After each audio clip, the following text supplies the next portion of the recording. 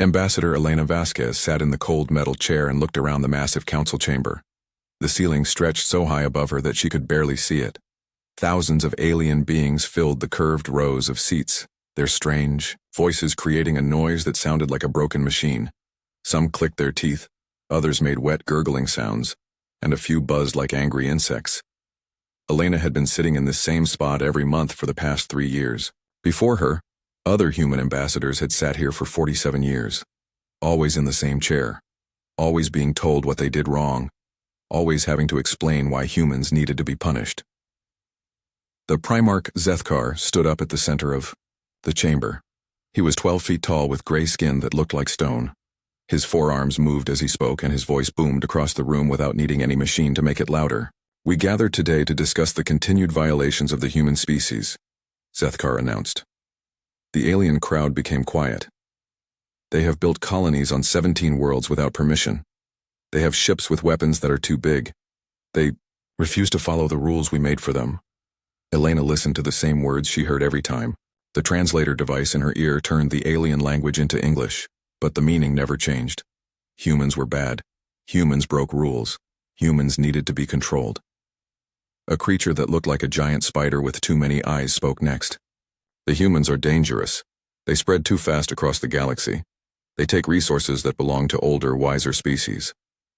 Another alien that resembled a walking tree made wet noises that the translator called agreement. "Yes, they are like a disease. We should limit how many children they can have. We should take away more of their ships." Elena felt the familiar anger building in her chest. She had felt it every time she sat in this chair, every time they talked about her people like they were animals that needed to be caged, every time they acted like humans were too stupid to make their own choices. She thought about her son Marcus, who worked on a colony world where families grew food to feed 3 different alien species. She thought about Captain Sarah Kim, who had lost half her crew fighting pirates that threatened alien trade ships. She thought about the thousands of human soldiers who had died in wars they did not start, fighting for species that called them primitive. The Primarch continued speaking. "The humans will reduce their military by 30%. They will close 5 colony worlds and return them to their natural state. They will pay additional taxes to support the Council's peacekeeping efforts." Elena had heard enough. She had been quiet for too long. Her people had been quiet for too long. She stood up slowly. The movement was small, but in the huge chamber, it seemed important. Conversations stopped. Thousands of alien eyes turned to look at her. "We're done," Elena said. Her voice was not loud, but it carried clearly through the chamber. Zethkar's stone face showed confusion. "Ambassador Vasquez, you have not been given permission to speak." Elena reached into her jacket and pulled out a small device. It was her quantum communicator, the machine that let her talk instantly with Earth and every human colony. She held it up so everyone could see it. "I said we're done." She pressed a button on the device. The small screen went dark. She placed it carefully on the floor and stepped on it. The crack was loud in the silent chamber. Behind her, the other human representatives began doing the same thing. 23 humans from different worlds and space stations. Each one pulled out their communicators, their translators, their recording devices. Each one destroyed them with quiet determination. The alien crowd began making noise again, clicking, buzzing, gurgling sounds that the humans could no longer understand because their translators were broken. Elena looked up at the Primarch. "For 50 years, you have treated us like children. You have told us what to do, where to live, how many ships we can build. You have sent us to fight and die in your wars. You have taken our resources and given us nothing in return." She started walking toward the exit. The other humans followed her. "You want to know what humans do when we are tired of being treated badly?" Elena stopped at the chamber door and turned back. "We leave. We walk away. We stop listening to you." The noise from the alien crowd grew louder. Some were angry, others seemed confused. A few were already trying to use their own communicators to contact human worlds. "Ambassador Vasquez," Zethkar's voice boomed across the chamber. "You cannot simply leave. There will be consequences. The Council will not allow this." Elena smiled, but it was not a happy smile. It was the smile of someone who had finally stopped caring about threats. "Primarch," she said, "you are welcome to try." The humans walked out of the chamber together. Their footsteps echoed in the hallway beyond. Behind them, the sounds of panic began to grow. Elena pulled out a backup communicator from her belt. This one was different, built with human technology that the aliens did not understand. She pressed a single button. Across the galaxy, on 300 human worlds and 1,000 human ships, people received the same simple message. Protocol 7 is now active. Cut all communications with non-human species. Effective immediately. The mining world of New Texas Administrator John Chen looked at his screen and nodded. He had been waiting for this message for 2 years. Shut it down, he told his communications officer. All of it. The massive relay station that connected this part of the galaxy to the Council networks went dark. Similar stations on dozens of human worlds did the same thing. On the trade station orbiting Kepler 186, Captain Maria Santos smiled when she got the message. "You heard the lady," she announced to her crew. "Pack it up, we're going home." The station had been a hub for alien merchants for 15 years. Now human workers began shutting down systems and loading equipment onto cargo ships. The alien traders who lived there watched in confusion as the humans prepared to leave. In the Outer Rim, General David Park received the message on his flagship. His fleet had been protecting alien colonies from pirate attacks for 3 months. "Set course. For human space," he ordered. "Best speed." "Sir," his communications officer said, "we're getting emergency calls from the Altarian colonies. They're asking us not to leave." "Not our problem anymore," the general replied. Back on the Council homeworld, Elena and her team boarded their ship. As they prepared to leave, she looked out at the planet's surface. The Council building looked small from space, like a toy that children had forgotten to put away. "Ambassador," her pilot asked. "Where to?" "Home," Elena said. "And then we wait." "Wait, for what?" Elena watched as the planet became a distant dot behind them. For them to realize who really runs the galaxy, the ship jumped to hyperspace, carrying the last humans away from the Council worlds. Behind them, communication networks began to fail one by one. The galaxy that had seemed so stable, so well organized, began to fall apart. The age of human silence had begun.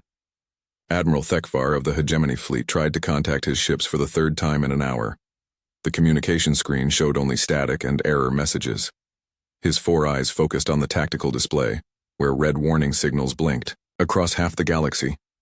"Sir," his communications officer said, "we have lost contact with 70% of our fleet. The quantum relay network is failing everywhere." Thekvar's stone-like face showed no emotion, but inside he felt something he had not experienced in 300 years of military service. Fear. How is this possible? The relay network has never failed before. "The humans built most of it," the officer replied quietly. The truth hit Thekvar like a physical blow. For 50 years, human engineers had worked on the galaxy's communication systems. They had built the relay stations, maintained the quantum transmitters, and designed the networks that connected thousands of worlds. The aliens had let them do it because the work was difficult and boring. Important species had better things to do.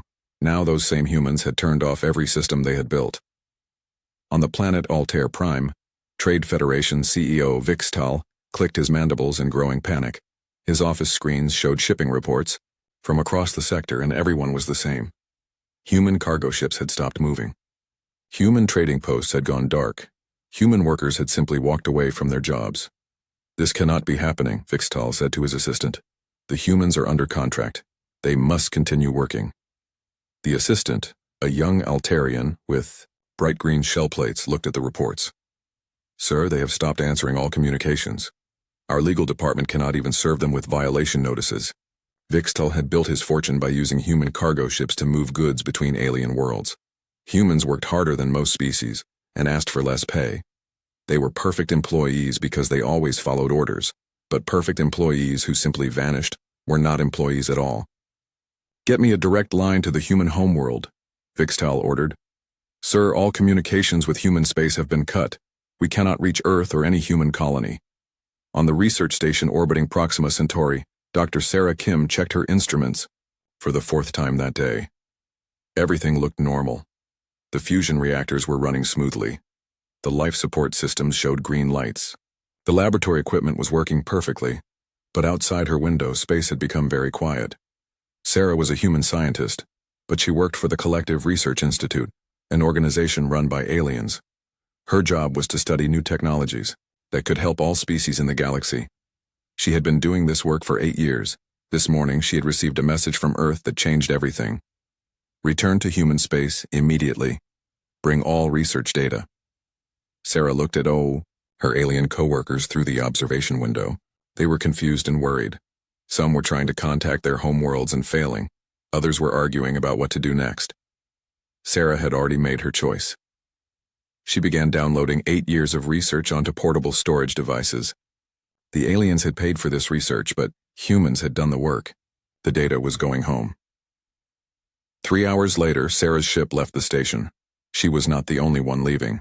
Across the galaxy, thousands of human scientists, engineers, and technicians were packing up and going home. They took their knowledge and their work with them. The effect was immediate and devastating. On the military world of Titan Base, Hegemony General Korthak discovered that his advanced weapon systems had stopped working. The computers that controlled them were human-designed, and the technicians who maintained them were human-trained. Without human support, the weapons were just expensive sculptures. "How long will it take to train our own technicians?" Korthak asked his staff. 6 months, sir. Maybe more. The humans never shared their full technical manuals. 6 months? Korthak's voice rose to a dangerous level. What are we supposed to do for 6 months? Nobody had an answer. In the Outer Rim territories, pirate fleets began moving toward major trade routes. For years, human patrol ships had kept them away from civilian traffic. The pirates had always been careful to avoid areas where humans operated because human ships were fast, and their crews fought with surprising skill. Now the human patrols were gone. The trade routes were undefended. The pirates could not believe their luck. Captain Vexhar of the pirate ship Dark Hunter laughed when he saw the reports. "The humans have abandoned their posts. Every shipping lane in 3 sectors is wide open." His crew made excited noises. They had been hiding in asteroid fields for months, afraid to attack ships protected by human escorts. Now they could take whatever they wanted. The first attacks came within days. Alien merchant ships, traveling routes that had been safe for decades, found themselves surrounded by pirate vessels. They sent distress calls, but the humans who might have helped them were gone. On Earth, former Ambassador Elena Vasquez stood in the command center of the new Human Defense Force. Wall screens showed real-time reports from across human space. Every human world was reporting successful communications blackout. Every human fleet had returned to home territory. Every human worker had left their alien employers. "Ma'am," her aide said, "we're receiving thousands of emergency messages from alien governments. They're asking us to reconsider." Elena looked at the messages scrolling across her screen. Demands, threats, promises, and increasingly desperate pleas for humans to return to work. "Delete them," she said calmly. "All of them?" "All of them. We're not listening anymore." The aide hesitated. "Some of the messages are from species we had good relationships with. The Centaurian Republic says they never supported the Council's restrictions on us." Helena turned to look at the young officer. "Lieutenant, for 50 years we tried to work within their system. We followed their rules, fought their wars, and built their infrastructure. What did we get for it? Monthly meetings where they told us we were dangerous and needed to be controlled." She pointed at one of the screens showing alien fleet movements. "Look at how they react when they don't get what they want. They send warships to our borders, they make threats. They act like we owe them our service." The lieutenant nodded, beginning to understand. "We gave them 50 years of cooperation," Elena continued. "Now we're going to see how long they can last without us." On the planet Vega 7th, Colonial Administrator Marcus Chen watched alien transport ships leaving the system. For 3 years, his world had provided food and raw materials to 7 different alien species. The aliens had paid well, but they had also made it clear that humans should be grateful for their business. Now the aliens were leaving because the human workers had stopped showing up. The farms were still producing food, but nobody was loading it onto alien ships. "Sir," one of Marcus's staff members said, "the Altarian delegate is demanding to speak with you. He says we're violating our contracts." Marcus looked out at the fields where human farmers continued their work. The crops would feed human colonies now. The materials would build human ships. The profits would go to human worlds. "Tell the delegate that his business is no longer welcome here," Marcus said. "And remind him that the communication array he wants to use to file his complaints was built and maintained by humans." The staff member smiled. "Yes, sir." Across the galaxy, the collapse accelerated. Communication networks failed as human-built relay stations went offline. Trade routes became dangerous as human patrol ships vanished. Research projects stopped as human scientists disappeared. Infrastructure broke down as human technicians walked away from their jobs. The species that had called humans primitive and dangerous discovered something important. They had become dependent on the very people they had been trying to control. The age of alien supremacy was ending and nobody knew how to stop it. 3 months after the humans disappeared, the galaxy was falling apart. Primarch Zethkar stood in the council chambers, but only half the seats were filled. Many species had stopped sending representatives because they could not afford the travel costs. Others were too busy dealing with problems on their own worlds to care about galactic politics. The situation is becoming critical, announced Trade Minister Kelvara of the Altarian Federation. Her green shell had lost its shine in recent weeks. Our shipping industry has collapsed by 60%. Pirates attack our convoys daily. We have no choice but to arm our cargo vessels. But we lack the technical knowledge to install proper weapons. General Korthak of the hegemony made a deep rumbling sound that expressed frustration. Our military communications are limited to single-system operations. We cannot coordinate fleet movements across multiple sectors. Yesterday, 2 of our patrol groups fired on each other because they could not identify friendly signals. The Primarch looked around the chamber at the worried faces of the alien representatives. These were supposed to be the most advanced species in the galaxy. They had ruled space for thousands of years before humans ever left their home planet. Surely our own engineers can repair the communication networks, Zethkar said, though his voice lacked confidence. Dr. Vexfal of the Crystalline Collective floated forward on his energy field. His crystal body flickered with nervous light patterns. Primarch, we have discovered something disturbing. The quantum relay systems are more complex than we realized. The humans did not simply maintain them. They redesigned the entire network over the past 50 years. Redesigned it how? They improved the efficiency by 300% and added security features that we cannot understand. Our best engineers estimate it would take 15 years to build a replacement network, and even then it would be far inferior to what we had. The chamber filled with worried sounds, clicking mandibles, buzzing wings, and wet breathing noises that expressed growing panic. Minister Kelvara spoke again. There is worse news. The humans did not just maintain our technology. They improved everything they touched.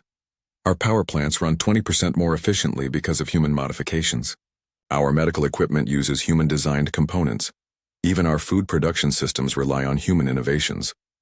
Are you saying we cannot function without them? Zethkar asked. I am saying we have forgotten how to function without them, Kelvara replied. We gave them the boring jobs, the maintenance work, the technical improvements. We thought we were too important for such tasks. On the world of Regulus Prime, the situation was getting desperate. The planet hosted a major medical center that treated patients from a dozen different species. For 20 years, human doctors and nurses had worked alongside alien medical staff. When the humans left, they took knowledge that nobody else possessed. Dr. Zexmanal, the chief medical officer, discovered that half of their treatment protocols had been developed by human researchers. The other half had been improved by human modifications. We have 30 critical patients in intensive care, Dr. Zexmanal told his remaining staff. The life support systems are failing, and I do not know how to repair them. The medical equipment used human-designed diagnostic programs. The pharmaceutical lab relied on human-created chemical processes. Even the emergency generators had been modified by human engineers to run more efficiently. Can we contact the human medical staff who used to work here? Asked Nurse Kimtal. All communication with human space has been blocked for 3 months, Dr. Zexmanal replied. We are on our own. That day, 6 patients died because the medical center could not provide proper care. It was the first time the facility had lost patients to equipment failure in over a decade. In the Vega sector, a war was starting. The Void Swimmers had always hated the Crystal Collective, but the Council had kept peace between them for 200 years. Now, with communication networks failing, the Council could not even send messages to the fleet commanders in that region. Admiral Nexivore of the Void Swimmer fleet looked at his tactical display and made a decision that would have been impossible 3 months earlier. All ships prepare for attack formation. Today we reclaim the Crystal Worlds. His fleet moved toward the Collective's territory without fear. In the old days, Council peacekeepers would have intercepted them within hours. Now the Council did not even know the attack was happening until it was too late. The Crystal Collective's defense fleet tried to coordinate a response, but their ships could not communicate beyond visual range. They fought as individual units, instead of a coordinated force. The battle was short and brutal. 7 crystal worlds burned before any council reinforcements could arrive. On the research station Deep Thought, alien scientists were trying to solve their communication problems. Using older technology, the station had been built to study advanced physics, but now it was humanity's last desperate attempt to contact human space. We could use light-speed radio signals, suggested Dr. Vexcole. The humans might still be listening on emergency frequencies. Radio signals would take years to reach human space, replied his colleague Dr. Chinmar. And even if they did receive our messages, why would they care? Dr. Vexcole did not have an answer. He had worked with human scientists for 10 years, and he had always thought of them as useful but unremarkable. They solved problems, built things, and followed orders. He had never imagined they were essential. Perhaps we could offer them better treatment, Dr. Chinmar suggested. More representation in the council. Better territories for their colonies. After 3 months of ignoring them, after 50 years of treating them like servants, Dr. Vexcole's color shifted to patterns of doubt. Would you trust us if you were human? Meanwhile, human space was thriving. On the agricultural world of New Eden, farmer Tom Harrison looked at his crop reports with satisfaction. His farms were producing more food than ever before. Without alien trade agreements limiting production, quotas, human farmers could grow as much as they wanted. Where are we shipping this season's harvest? His neighbor asked. New Terra needs grain for their population expansion, Tom replied. The Mars colonies want vegetables for their underground farms. The asteroid miners want preserved protein. What about our old alien customers? Tom smiled. What about them? We're feeding our own people now. On the industrial world of New Birmingham, factory manager Lisa Chen was overseeing the largest expansion in the planet's history. Without restrictions from alien trade regulators, human factories could build whatever they needed. We're producing Starship components at 3 times our old rate, she reported to Planetary Command. The new designs are 20% more efficient than anything we built for alien customers. Any word from our old employers? Asked the planetary governor. Daily messages, Lisa laughed. Threats, bribes, promises of better contracts. I'd delete them all. In the Tau Ceti system, Captain Maria Santos was training new crews for the Merchant Marine. Her ships now carried cargo between human worlds instead of alien ones. The routes were shorter, the destinations were friendlier, and the profits stayed in human hands. Captain, her communications officer said, we're getting another distress call from an Altarian convoy. Pirates hit them in the Rigel sector. Not our sector, not our problem, Maria replied. Set course for New California. We have medical supplies to deliver. The officer looked uncomfortable. Ma'am, there are civilians on that convoy, non-military personnel. Maria turned to look at him. Lieutenant, for 50 years we risked our lives protecting alien shipping. How many human convoys did they protect when pirates attacked us? The lieutenant thought about it. None, ma'am. Exactly. We learned to take care of ourselves. Now they can do the same. Back on Earth, Elena Vasquez received daily reports about the collapsing galactic situation. Alien governments were falling as their infrastructure failed. Border wars were breaking out as peacekeeping forces lost coordination. Trade had dropped by 70% as shipping companies went bankrupt. The council is requesting emergency negotiations, her aide informed her. What kind of negotiations? They want to discuss terms for human return to galactic society. They're offering significant concessions. Elena walked to the window of her office and looked out at the bustling city below. Human cities were growing as population and resources were no longer constrained by alien regulations. What kind of concessions? She asked. Permanent seats on the council, reduced tribute payments, recognition of human territorial claims. Elena laughed, but it was not a happy sound. They still don't understand. They think this is a negotiation. They think we want a better deal within their system. She turned back to her aide. Send a message to all alien governments. Tell them the human species is no longer interested in joining their clubs or following their rules. We are building our own future. What if they threaten military action? Elena's smile was sharp and cold. Let them try. They can't coordinate their fleets well enough to threaten a single human world, much less 300 of them. The aide left to send the message. Elena returned to her reports.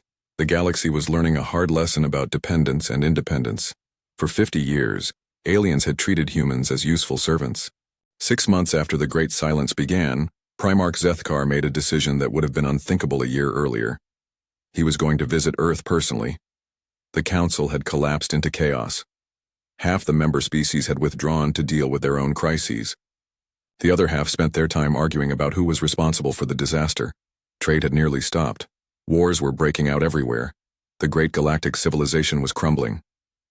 "I will go to the human homeworld," Zethkar announced, to the few remaining council members. "I will negotiate directly with their leaders." Primarch, Trade Minister Kelvara said weakly, "The humans have refused all communications for 6 months. What makes you think they will speak to you?" Zethkar's forearms moved in a gesture of determination. "Because they must. The galaxy cannot survive without them, and they cannot survive without the galaxy. This isolation is madness for everyone." But as Zethkar's ship approached the Sol system, he discovered that human isolation was not madness at all. It was working perfectly. His sensors detected massive construction projects throughout the solar system. New space stations orbited every planet. Asteroid mining operations had expanded to 10 times their previous size. Ship traffic was heavy, but it was all human vessels moving between human facilities. "Sir," his navigation officer said, "we are being hailed by human defense platforms. Put them on screen." A human woman in a military uniform appeared on the view screen. Her face was professional, but not friendly. "This is Colonel Martinez of Sol Defense Command. You are entering human space without authorization. State your business." "I am Primarch Zethkar of the Galactic Council.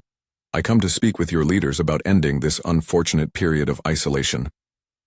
The colonel's expression did not change. "One moment, please." The screen went dark. Zethkar waited for 10 minutes before the colonel returned. "Primarch, you are authorized to proceed to Luna Station. You will be met by a diplomatic team. Any deviation from your assigned course will result in escort by armed vessels." Zethkar felt a chill. The humans were speaking to him like he was a potential enemy, not the leader of galactic civilization. Luna Station was not the same facility Zethkar remembered. The old human embassy had been small and simple, designed to accommodate alien visitors. The new station was enormous and clearly built for human use. Armed ships patrolled nearby space. Ambassador Elena Vasquez met him at the docking bay, but she wore a military uniform now instead of diplomatic robes. Behind her stood 4 human officers with weapons at their sides. "Primarch Zethkar," Elena said formally. "Welcome to Luna Station. I am Admiral Vasquez, commander of the Terran Defense Force." "Admiral, you were an ambassador when we last met. That was before your people declared us to be a threat to galactic stability. Now I am what you always said I was." Elena's smile was not warm. "Please follow me." Zethkar followed her through corridors filled with human activity. Workers, soldiers, and technicians moved with purpose and efficiency. The station hummed with energy and life. "Your people seem to be doing well," Zethkar observed. "Better than ever," Elena replied. "Amazing what we can accomplish when we're not spending half our resources following alien regulations." They entered a conference room where several human officers waited. Elena took a seat across from Zethkar, and the other humans remained standing. "Primarch," Elena began, "you wanted to talk." "Talk." Zethkar had prepared a long speech about mutual cooperation and shared destiny, but something about Elena's direct manner made him abandon it. "The galaxy is falling apart," he said simply. "Yes, it is. Billions of beings are suffering. Trade has collapsed. Wars are breaking out. Medical facilities are failing." "I know." Zethkar leaned forward. "Admiral, surely you do not want this. Human civilization depends on the galactic community just as much as we depend on you." Elena's expression remained neutral. "Does it?" She gestured to one of her officers who activated a holographic display. Images filled the air between them showing human worlds, ships, and facilities. New Tokyo has a population of 8 million, and growing. The Mars terraforming project is ahead of schedule. Our asteroid mining operations produce more raw materials than we ever bought from alien traders. Elena paused the display on an image of a massive shipyard. The Luna shipyards launched 60 new vessels last month. All human-built, using human materials crewed by human personnel. Zethkar studied the images. The human worlds looked prosperous and busy. "But surely you need alien technology, alien knowledge." "Which alien technology?" Elena asked. "The quantum communication systems that we designed and built? The medical equipment that our doctors improved? The starship engines that our engineers made 30% more efficient?" The Primarch felt something cold in his stomach. "You are saying you no longer need us. I'm saying we never needed you as much as you needed us. We just didn't realize it until we walked away." Elena stood and walked to the window overlooking Earth. The blue planet looked peaceful and beautiful, surrounded by orbital installations that pulsed with activity. For 50 years we accepted your version of reality, she continued. Humans were the newest species, the most primitive, the ones who needed guidance from our betters. We believed it because you all said it so often. She turned back to face Zethkar. But it wasn't true, was it? We weren't primitive, we were adaptable. We weren't dangerous. We were useful. So useful that you couldn't function without us. Admiral, Zethkar said carefully, what do you want? The Council is prepared to offer significant concessions. Permanent representation, expanded territories, reduced tribute obligations. Elena returned to her seat. Primarch, you still don't understand. We don't want concessions from your Council. We don't want representation in your government. We don't want to be junior partners in your civilization. Then what do you want? We want you to leave us alone. The words hung in the air like a challenge. Zethkar felt his certainties crumbling. That is impossible, he said. The galaxy is interconnected. No species can survive in complete isolation. You're right, Elena agreed. Complete isolation isn't practical. That's why we've been busy building new relationships. The holographic display changed to show alien ships with unfamiliar markings. The Centaurian Republic has signed a trade agreement with us. Equal partners, mutual benefit, no tribute obligations. The Andromedan Collective has requested technical assistance with their terraforming projects. We're happy to help for a fair price. Zethkar recognized the ship designs. These were species from the Outer Rim, beyond the Council's traditional authority. But these are minor species, he protested. They have no real power or influence. They do now, Elena replied. Funny how quickly a species becomes important when humans decide to work with them as equals instead of servants. More images appeared. Human ships working alongside alien vessels in construction projects, mixed crews operating mining stations, joint colonies where different species work together. This is what cooperation looks like, Primarch. Partners, not masters and servants. Zethkar realized he was seeing the birth of a new galactic order, one where humans were not asking for permission to participate. The Council will not allow this, he said, though his voice lacked conviction. The Council? Elena laughed. Primarch, what Council? Half your members have withdrawn. The other half can't agree on anything. Your communication networks are failing. Your trade routes are controlled by pirates. Your peacekeeping fleets can't coordinate attacks on a single planet. She leaned forward. You came here thinking we needed you. But you're the one who needs us. The question is, what are you willing to offer for our cooperation? Zethkar felt the weight of his civilization's collapse pressing down on him. What would it take for you to return? Return to what? To being told we're dangerous? To having our colonies restricted and our ships regulated? To fighting your wars and building your infrastructure while you call us primitive? Elena's voice hardened. We're not returning, Primarch. We're moving forward. The only question is whether your people will adapt to the new reality or continue to pretend they still rule the galaxy. The meeting ended with no agreement. Zethkar returned to his ship knowing that everything had changed. The humans were not coming back. The old order was finished. As his vessel left human space, he looked back at the Sol system.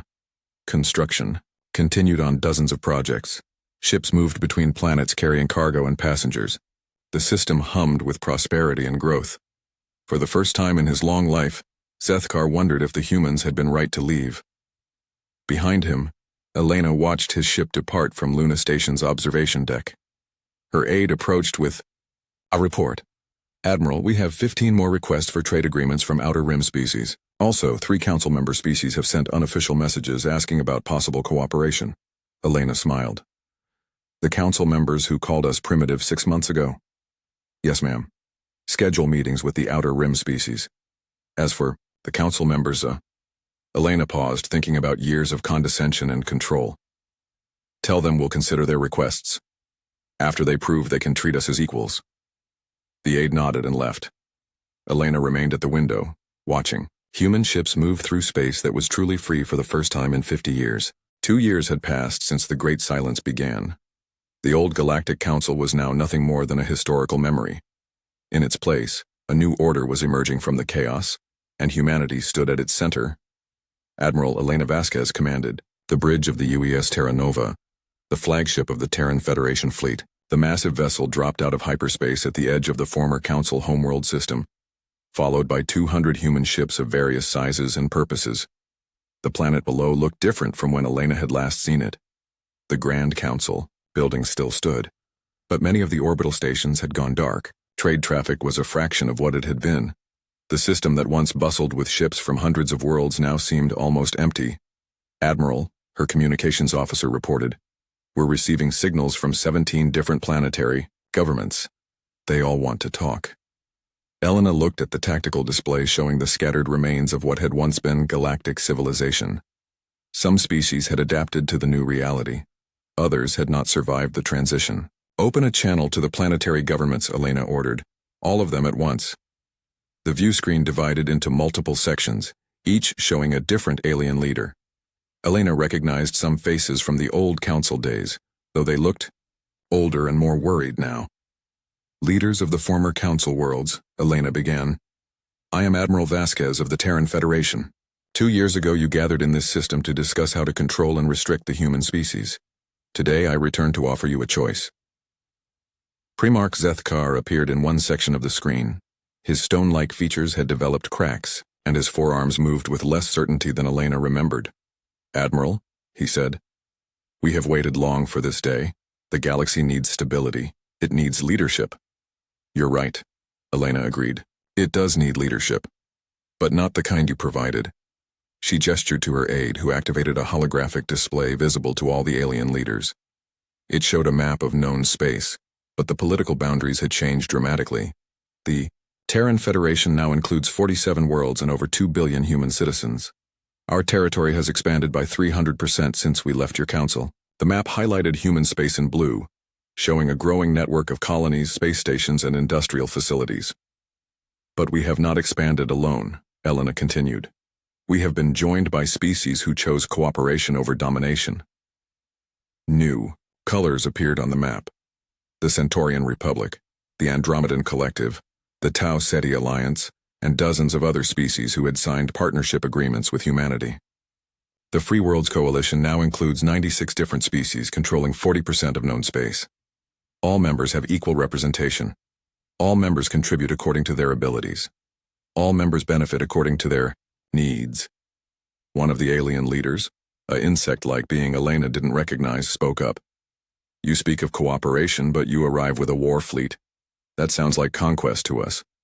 Elena's smile was not threatening, but it was confident. "This is not a war fleet, Director. This is a diplomatic mission. But you raise an important point about the difference between cooperation and conquest." The tactical display changed to show fleet compositions. The human ships were joined by vessels from a dozen different species, all flying together in mixed formations. Every ship you see represents a choice. The crew of the CNS Harmony are Centaurians who chose to work with humans as equals. The ACS Freedom carries Andromedans, who decided they preferred partnership to subjugation. The vessel next to my flagship is crewed by former council species who got tired of waiting for their old governments to adapt to reality. Elena paused, letting that information settle in. "For 50 years, you demanded that humanity serve galactic civilization. Now galactic civilization serves itself, with humanity as a willing partner rather than a reluctant servant." Trade Minister Kelvara, her green shell now dull with stress, leaned forward. "Admiral, we acknowledge that mistakes were made.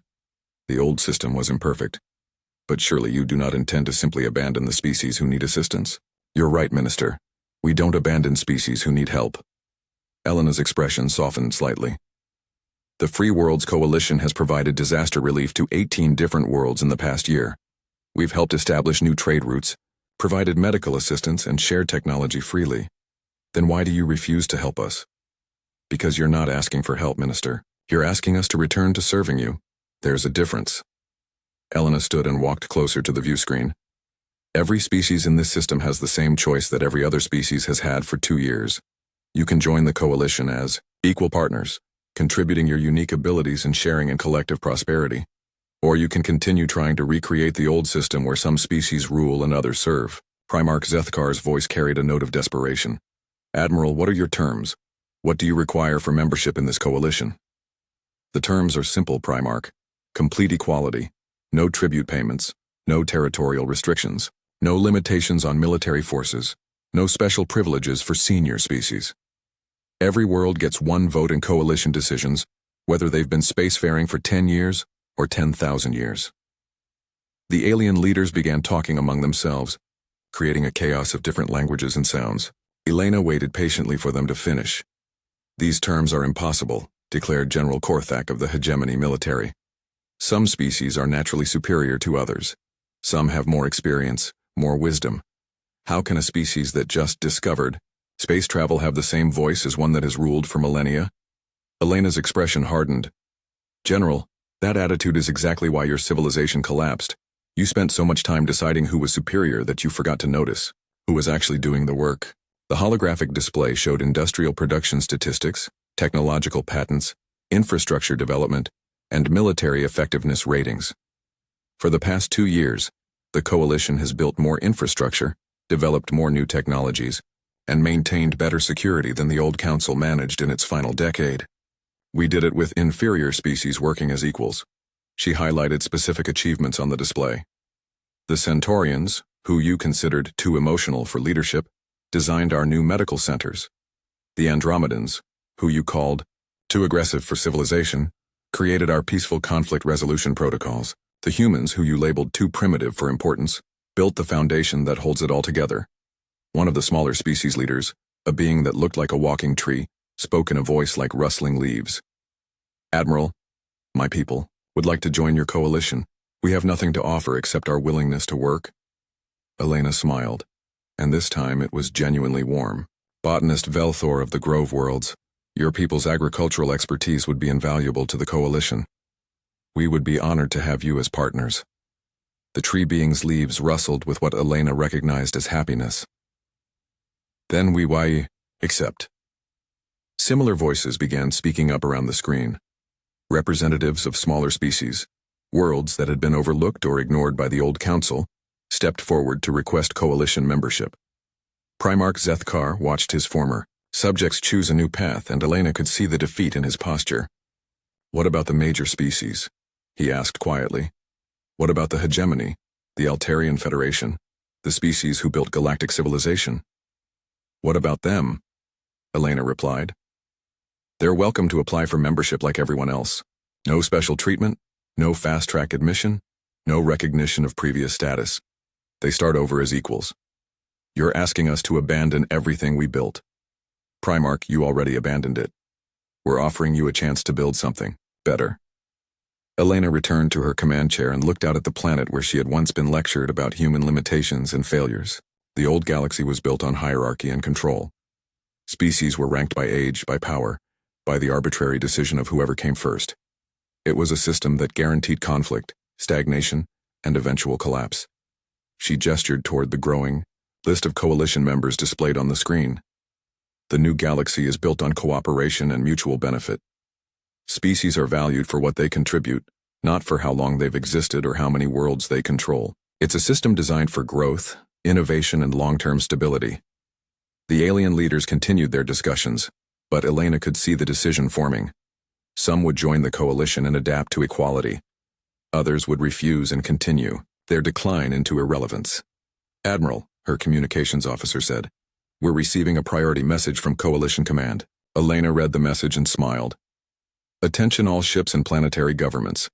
I have just received word that the Vegan Assembly has unanimously voted to join the Free Worlds Coalition. They will be our 97th member species. The news caused another stir among the alien leaders.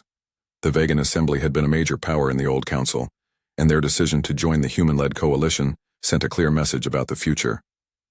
As the meeting continued, Elena watched species after species make their choice. Some joined immediately, eager to be part of the new order.